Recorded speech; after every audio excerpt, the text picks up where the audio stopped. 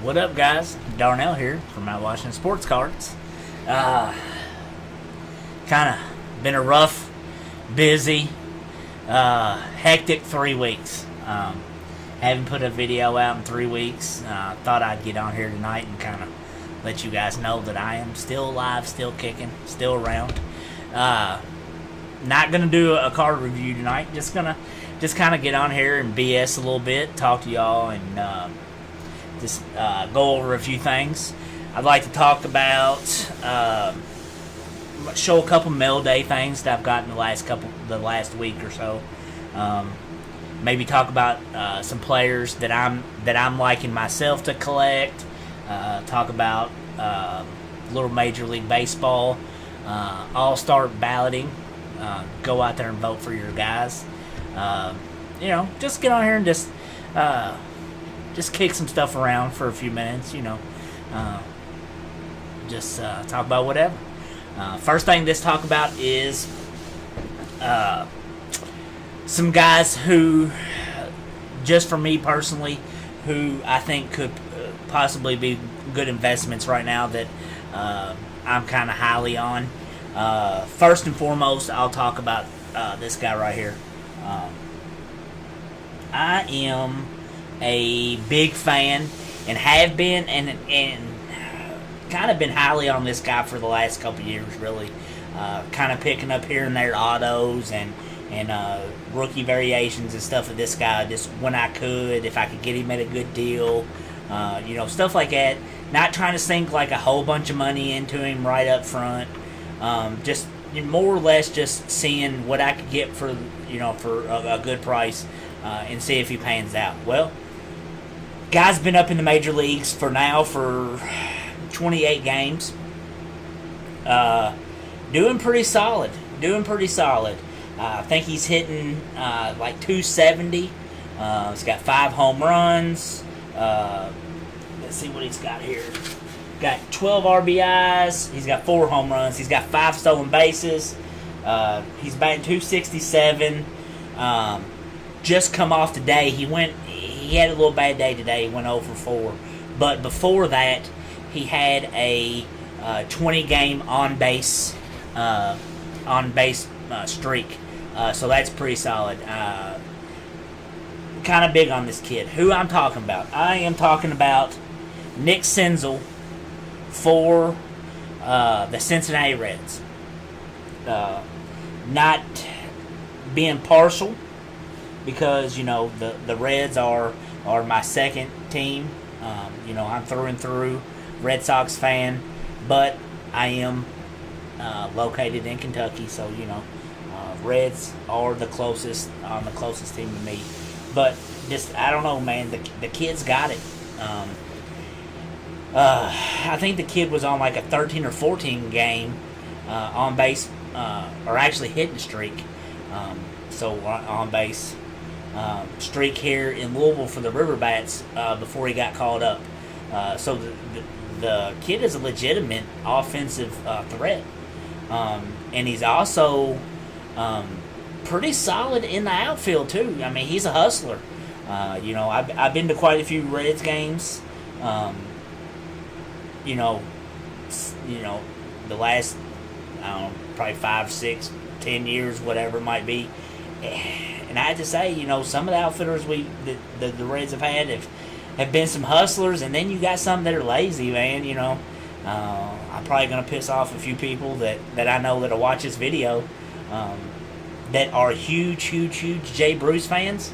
Me personally, Jay Bruce is the laziest outfield ball player that I've ever seen play in person. Hands down. I've probably been to maybe 20, 15 Major League Baseball games in my whole life. And I'm telling you right now, Jay Bruce is the laziest player I've ever seen in my life. He doesn't hustle. This year he might be, give you some good offense and stuff, dude, but Jay Bruce is lazy in the outfield. So, for me, for the Reds losing him, I was cool with that.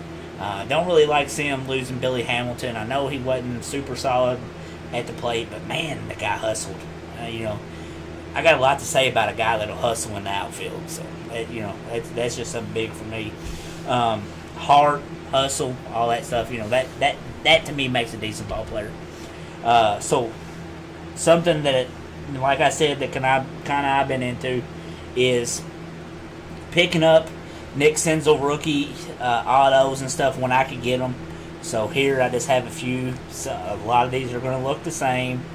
This one's actually numbered to 199.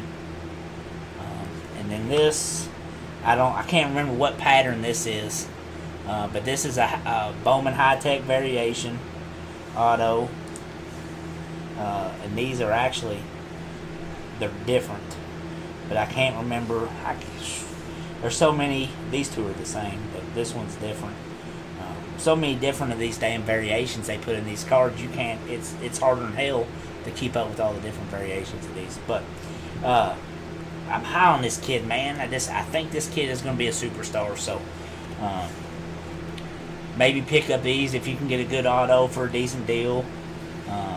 This is one of my favorite. But same card. This is the Mojo Diffractor, BGS 9.5 True Gem. I got 110 on their subgrade. This is 4 of 5 of his rookie. So like this card a whole lot. Got a Nick Senzel baseball, as you can see back up here. Nick Senzel bobblehead. They had Nick Senzel bobblehead night the other night at the River Bats, the local minor league AAA team here in Louisville. Picked up a handful of them bobbleheads. Anybody interested in one of them? They're on eBay. Check it out. Right there. Bam. Another kid I'm going to talk about, and maybe this is a little being kind of partial because of he's a local kid. But kid's got pretty good talent. He's in advanced A-ball right now out in the California League.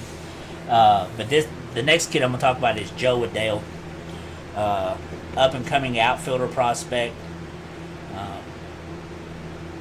for the A's, or for the Angels.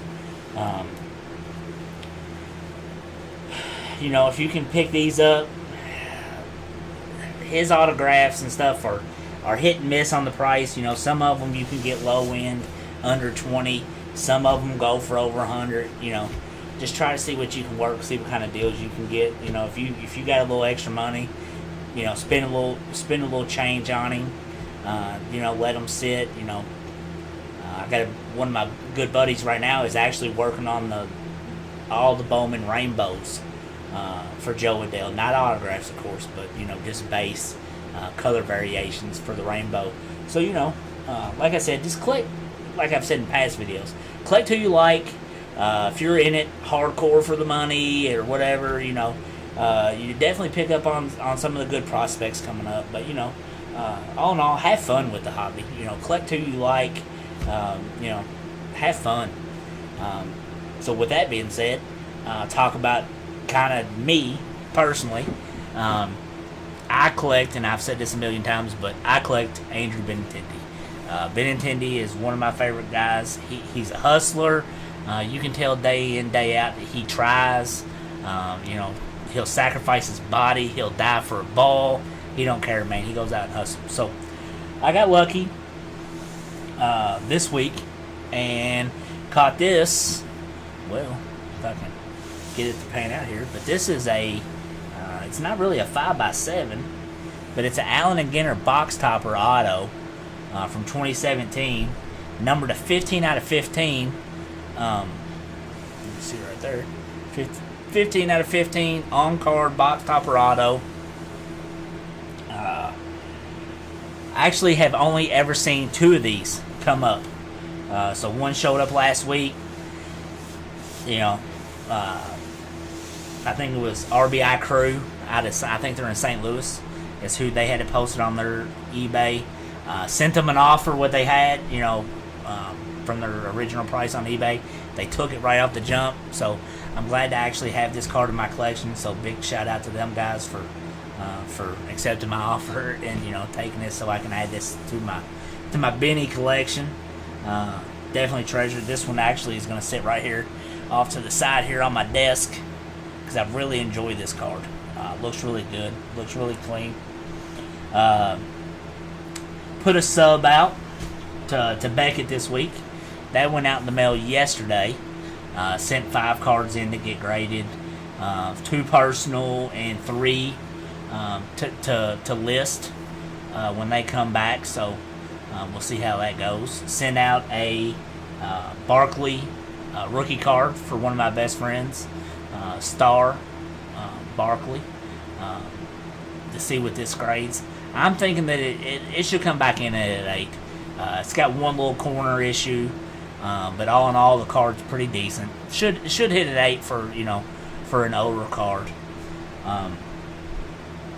Something else I want to talk about is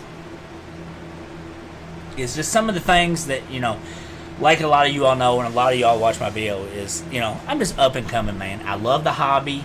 I love everything about the hobby. I love cards in general, whether it be,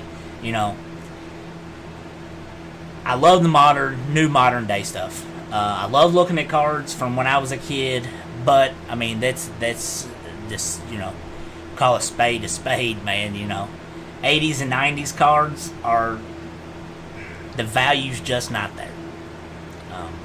Certain cards, certain rare inserts of like Jordan and different things like that, of course, them cards are going to be worth a fortune, or, have a good value to them.